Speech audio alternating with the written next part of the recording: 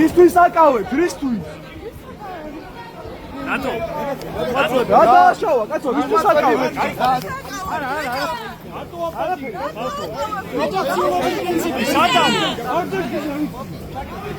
არ ყვევ პროპორციულობის.